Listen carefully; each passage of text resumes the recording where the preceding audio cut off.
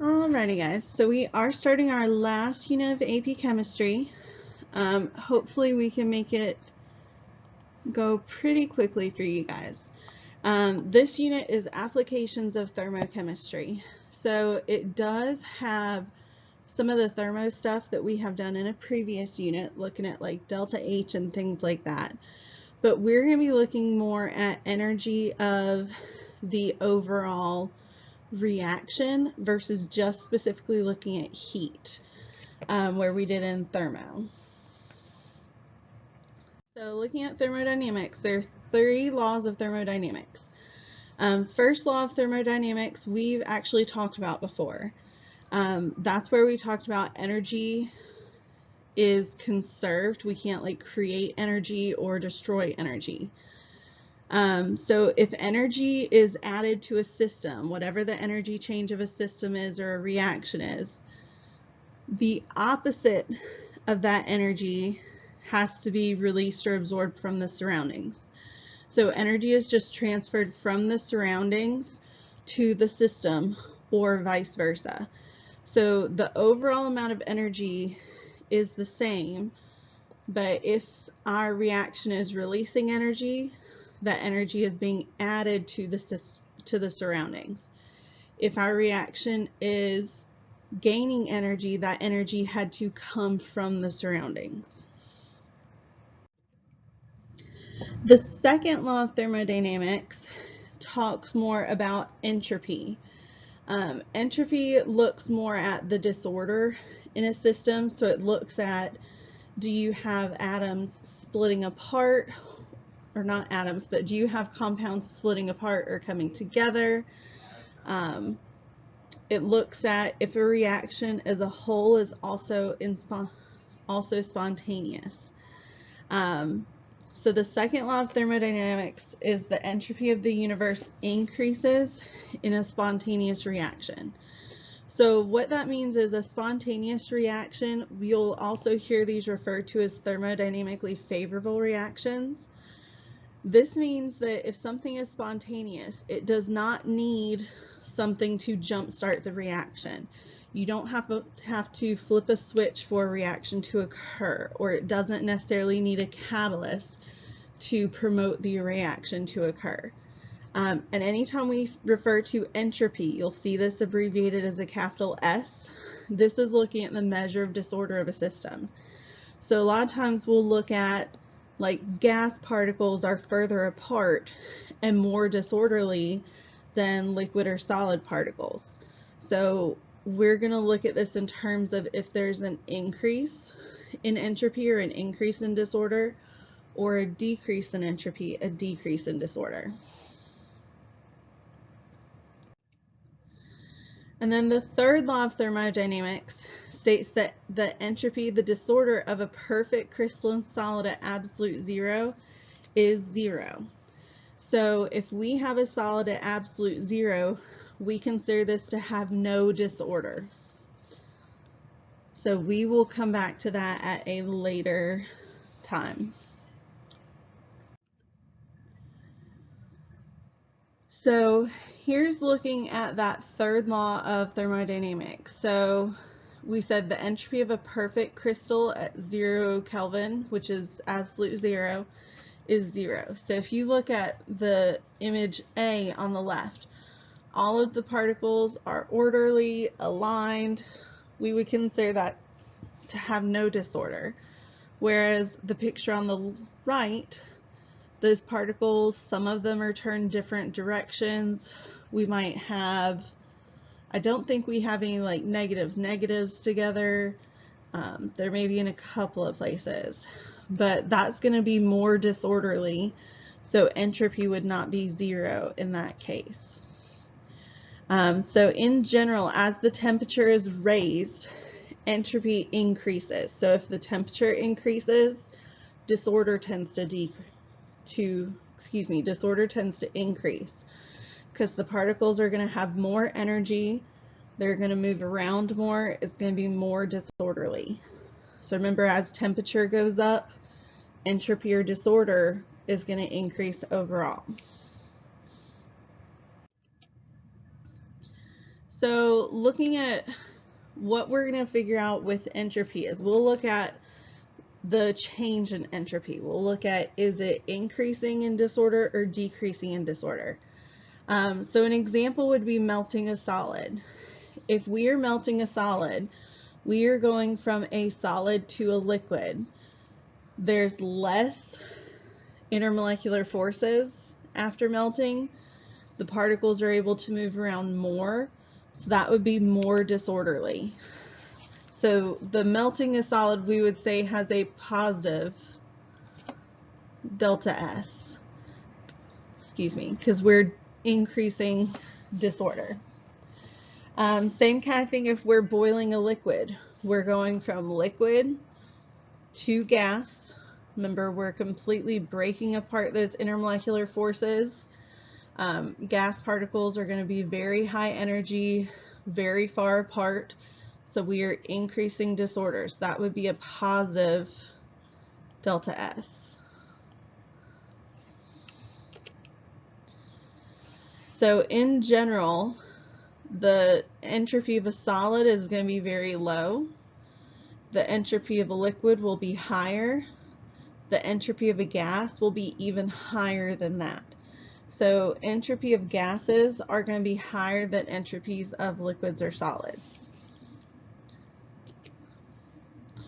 Now, if we're dissolving a solid in solution, so remember we went from having, say we had like salt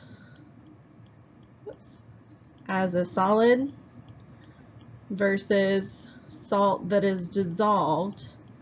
So if it's dissolved, it will be aqueous. So remember, whenever something is aqueous, it splits apart into the ions.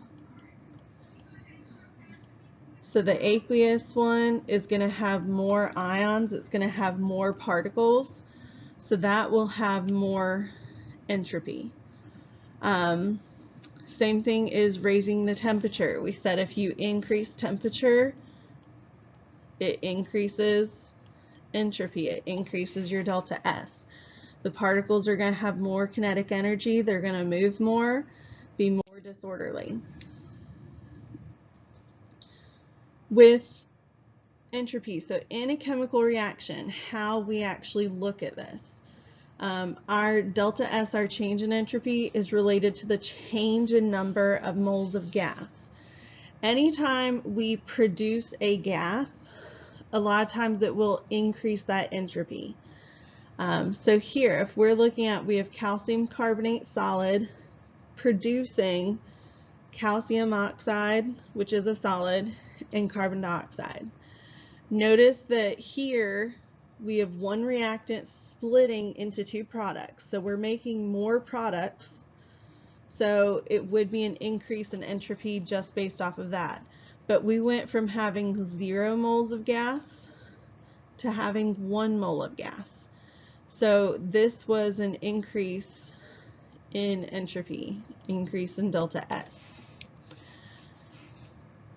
With the bottom reaction, we have the 2 sulfur dioxide and oxygen producing 2 sulfur trioxide. So notice here that we are combining.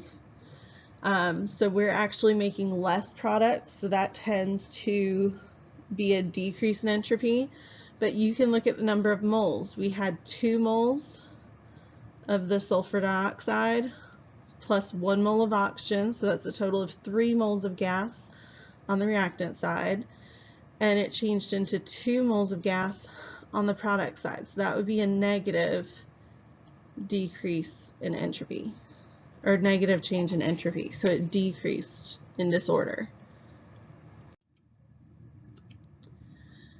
So change in entropy, the change in delta S, can be calculated the same way as whenever we were doing the change in H, or using the heat of formation values. So this is actually a formula that is going to be on your reference sheet. It's on the second page of formulas in the section under Thermodynamics and Electrochemistry.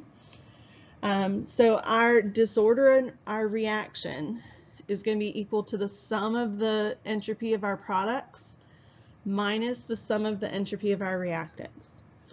So this one, just like whenever we did heat of formation, it's the sum of your products minus the sum of the reactants is going to tell us the overall entropy of our reaction. That will also tell us if it is increasing entropy or decreasing entropy whenever we calculate. This is also going to relate to spontaneity and if a reaction is spontaneous. So for a spontaneous reaction, it's a reaction that once started can occur without outside assistance. So like I said, you do not need like a power source or a battery or something like that to make the reaction occur. It will occur on its own once it's started. We say that spontaneous reactions are favored or most common when we have a positive delta S, so we like to have an increase in disorder, and a negative delta H, so we like them to be exothermic reactions that become more disorderly. Those are most likely to be spontaneous.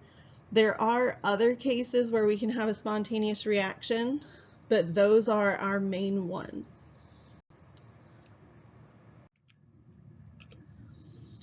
So how we determine if a reaction is spontaneous or not is by finding the Gibbs free energy, which is going to be abbreviated as delta G. So free energy is the energy available to do useful work. So it looks at like, is it the energy available to make products? Is it releasing energy to the surroundings and things like that? So if delta G is less than 0, so if it is a negative number, the reaction will be spontaneous.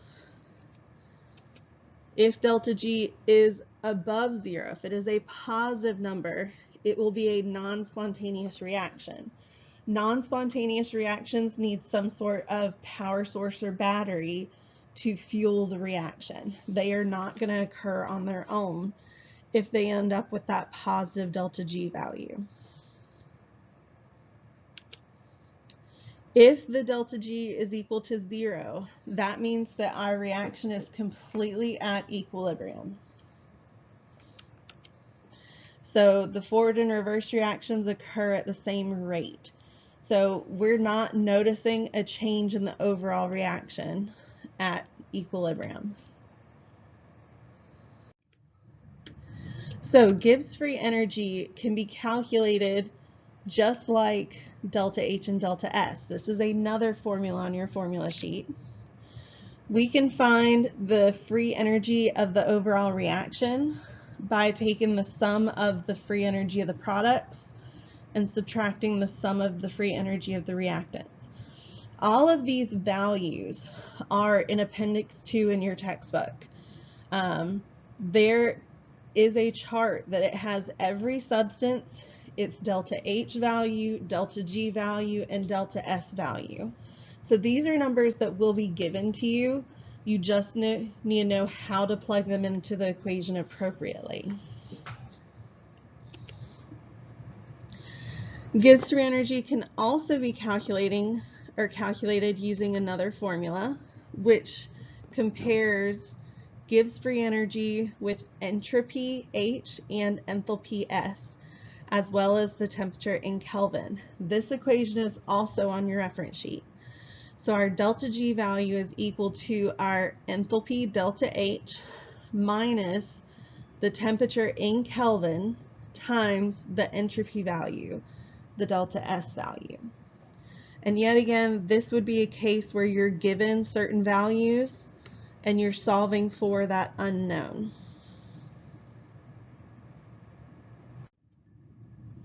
So looking at that equation for Gibbs free energy, there are certain signs of delta H and delta S that we can use to figure out what the value of delta G would be.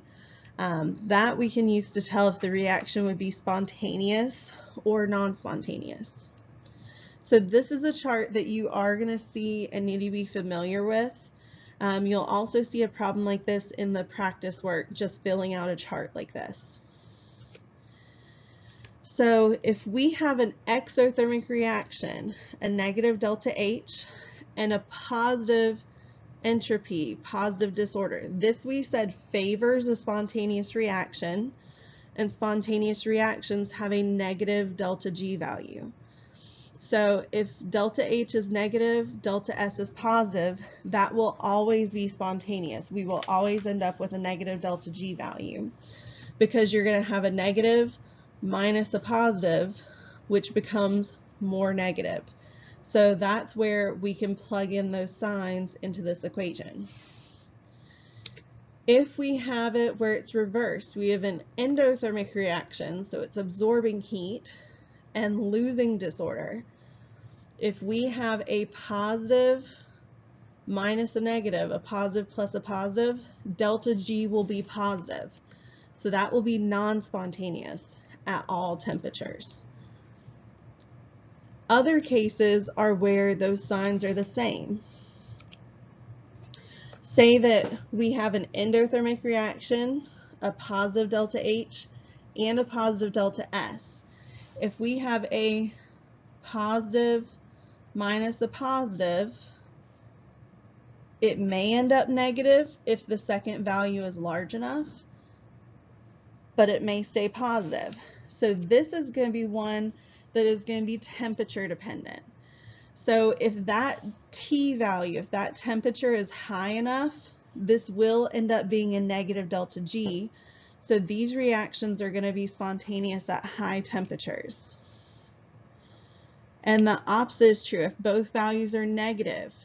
If we have a negative minus a negative, so a negative plus a positive, yet again, depending on the magnitude of that second value, the reaction could be spontaneous or non-spontaneous. So in order for that delta G to be negative, we have to have a fairly low temperature. That way that second number is small enough to stay negative. So this is one that I would definitely familiarize yourself with this chart overall. How I remember this is whenever the signs are opposite, delta H tells you what delta G is. When the signs are the same, the sign of delta H tells you what the temperature needs to be, whether it's high or low, in order to be spontaneous. A lot of this will be calculation based though. So notice that if delta G was equal to 0, we said the reaction's at equilibrium, so neither the forward nor the reverse reaction is favored. So we're at equilibrium, we're not increasing the amount of products or increasing the amount of reactants at that point in time. However, if we change the temperature, the reaction will shift. So this goes back to equilibrium where we shift our reaction. One reaction will end up being spontaneous. One reaction will be non-spontaneous. So it's either going to favor the forward reaction or the reverse reaction, whichever one is going to produce more moles of gas.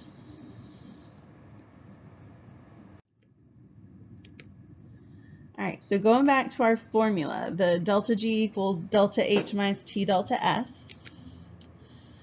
If G is equal 0, this is going to be at equilibrium. We can rearrange this to solve for temperature. So this is going to give us what temperature we are going to be at equilibrium, where the two equalize. So the reaction is going to be spontaneous above or below that specific temperature.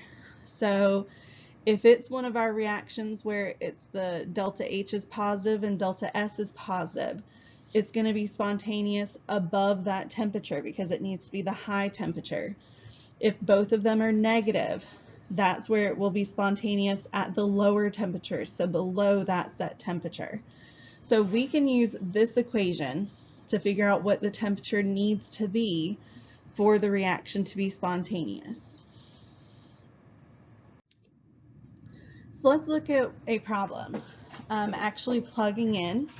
So here we have for the decomposition of mercury 2 oxide, it tells us delta H is 90.8 kilojoules and delta S is 108 joules per Kelvin. What is the temperature range for which this reaction is spontaneous? So one thing to note is here our delta H is positive and our delta S is positive. So based off of our chart, this is where we want high temperatures for the reaction to be spontaneous. Now we said that we can take the delta G equation and rearrange it. So we said our temperature is going to be equal to, excuse me, it's doing the weird line thing. It's to delta H divided by delta S. Plugging in our values. And one thing to be careful of is look at your units. Delta H is in kilojoules. Delta S is in joules. You have to put them in the same unit to be able to divide them. I tend to go ahead and change them both into kilojoules. So remember that will move our decimal over 3 spaces. And that will give us a temperature in Kelvin. But make sure that you change to where your units match.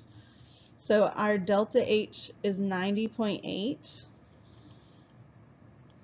Our delta S is 0.108. So when we do that, it gives us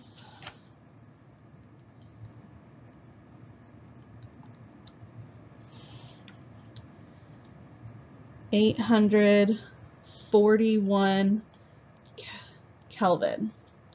So like we said, because H and S were positive, we want higher temperatures.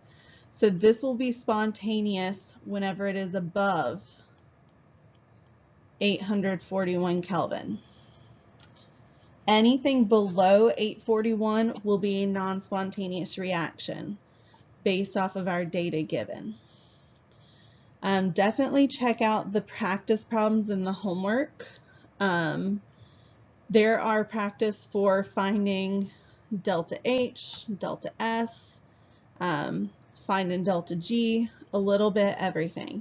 And we will pick up with this tomorrow and talk a little bit more about free energy and how it relates a little bit more to equilibrium.